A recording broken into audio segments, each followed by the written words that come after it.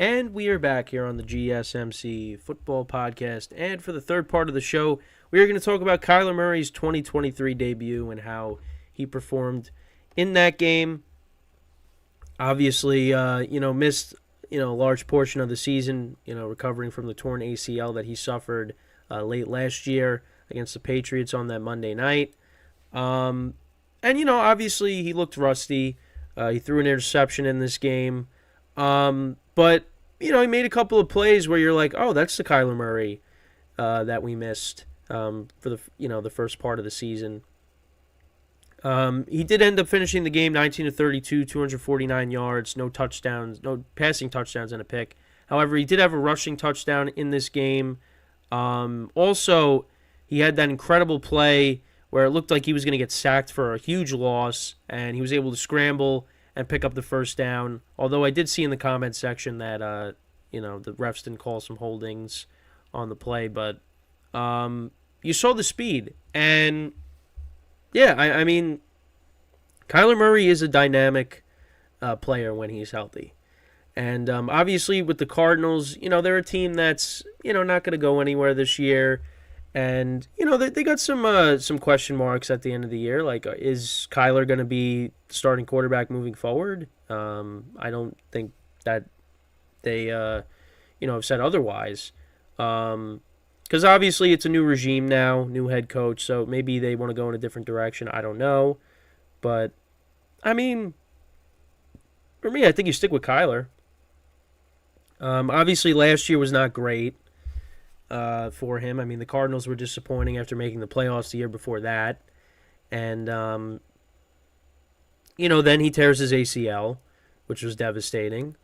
But you know what? I think Kyler, we'll see what his future holds. But, when he's healthy, he is a dynamic player. And I know there are some question marks with him, some off-the-field stuff. His commitment, because I know everybody's always talking about, whenever the new Call of Duty comes out, they always make jokes about that he'd rather do that and not, focus on football, if you guys know what I'm talking about. But yeah, I mean, for me, like, I think you stick with Kyler and, you build this team back up because they got good players on this team, but they got rid of DeAndre Hopkins. But, you still got Marquise Brown there. Like I said, Trey McBride looks like a good player. You're still waiting on Zach Ertz to come back. James Conner runs the football well for them. And he made his return in this game. He had 16 carries for 73 yards.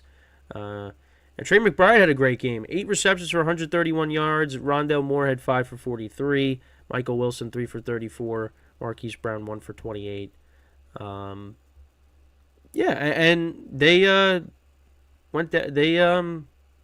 was another game that came down to the wire, and they kicked the last-second field goal to win the game.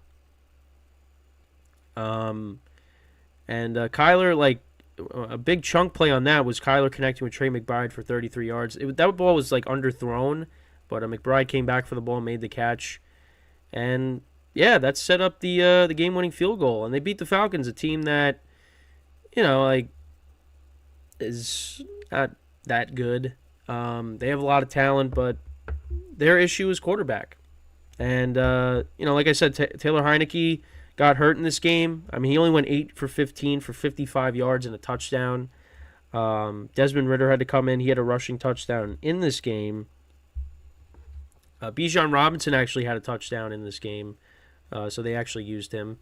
And he's actually returning punts as well. But he had 22 carries for 95 yards in this game. Drake London was their leading receiver for the Falcons, 3 for 36. Falcons actually ran the ball for almost 200 yards in this game, 184 yards rushing. But yeah, I mean, like, for Kyler, again, like, looked rusty. But obviously that's going to happen. But, he made some good throws. And, listen, the Cardinals are 2-8. They're not going anywhere. But see what Kyler could do the rest of the way. Because the Cardinals now, like, no offense to Josh Dobbs, but I mean, look at how he's been playing with the with the Vikings now. But now with Kyler, I mean, Kyler's a better player when he's healthy. And now going down the stretch, they're at Houston against C.J. Stroud, which I think could be a good game. Then you're home against the Rams. And listen, the Rams haven't been great this year, so you could definitely win that. You're at Pittsburgh, which is going to be tough, but their offense struggles to score points. Home against the 49ers, at the Bears, at the Eagles, and then home against the Seahawks. Yeah, I mean, there's definitely losses in there. But I think this team will win a couple more games. I mean, even if 4-13, 5-12 is a more respectable record. I mean, not really by that much, but I mean, you got the Eagles and the 49ers on your schedule. So, yeah, it's going to be tough. And the Rams, even when, the Rams haven't been that good recently, they still kind of, own the Cardinals a little bit. So, yeah, we'll just have to see how that goes. But, I mean, it's just great that Kyler Murray is back out there. Because, I mean, when he's right, he's a dynamic player. And, with this season and how, so many players have gotten injured, you're happy to see when, somebody comes back, off of injury. And, he's definitely missed because, I mean, Cardinals, a couple of years ago were a good team. Now they fell flat. But, Kyler Murray is an electric player. So, we'll see what happens moving forward, how he performs the rest of the way. If he continues to, get his legs underneath him and, gets the rust off, he's gonna do fine. The Texans game now is gonna be tough. Obviously, going up against C.J. Stroud in that offense, they score a lot of points, so you're gonna have to keep up with them.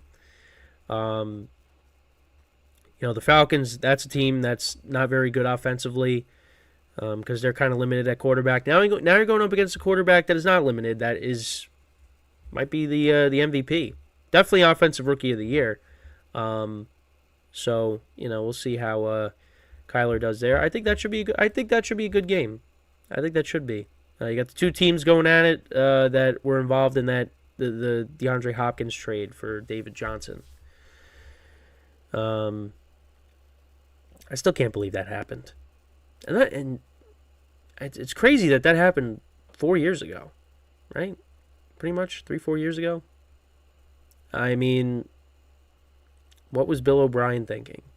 And now look where Bill O'Brien is, yelling at Mac Jones on the sidelines as the offensive coordinator for the Patriots. Yeah. I don't know. That's a separate thing. But now DeAndre Hopkins is on the Titans. So, But, listen, Kyler Murray, he's got a guy that looked rusty. But Cardinals were able to pick up the win, get themselves to 2-8. And, we'll see how Kyler performs the rest of the way and what the Cardinals do. It'll be interesting. But I think now with Kyler, I mean, the Cardinals are not going to be a team that's going to, get the number 1 overall pick. That's just not going to happen. I mean, it's good for Cardinals fans because I think watching the Browns game from a couple weeks ago and having to watch Clayton Tune, not be able to generate any kind of offense for the team against the Browns and getting shut out, it definitely was. Definitely, they're happy that Kyler's back because now they get to see him play. And the Cardinals, listen, you can't count them out of a lot of these games coming up because now they got their quarterback back. So, I'm happy that Kyler's back, and let's see what he does moving forward, and how the Cardinals are able to, what they could do. In the final half of in the second half of the season here. And like I said, they got a lot of tough games. They got, the 2 top teams in the NFC, the Niners and the Eagles coming up on the schedule. So, yeah, that's not good. But yeah, I mean, listen, I think Kyler, he's going to do fine, and then we'll see what the Cardinals do at the end of the year, what they decide to do. But once again, just happy that Kyler's back, and he's going to be playing the second half of the year here. We'll see how he does. But yeah, that's pretty much it when it comes to talking about Kyler. Obviously, we'll get into obviously, his team's not going to go anywhere this year, but we will get into what everybody else is doing. We're going to get into talking about the standings and where everything currently is at the moment. I mean, it's jam packed. It really is, and it's going to be a dogfight to the end. Who's going to get those wild cards? I mean, listen, I talked about it on the baseball show for weeks. About the wild card race going on there. I mean, in football, it's even crazier. With the amount of teams that are in it, more so in the AFC than the NFC. The gap in the AFC there really is no gap. In the NFC, like the Vikings have a little bit of a cushion over the next team. Yeah, I mean, it's wild. It is wild. So that's what we're going to get into when we come back from our final break of the show. So we'll get into all the standings. We'll look at the divisions. We'll get into the wild cards. And then that'll basically be it for the show for today. Once again, the show just flies by. Already, going to be approaching the final segment. And we're already halfway through the week already. And we got week 11 starting tomorrow. Bengals, Ravens. And that's a great game to get us started for the week.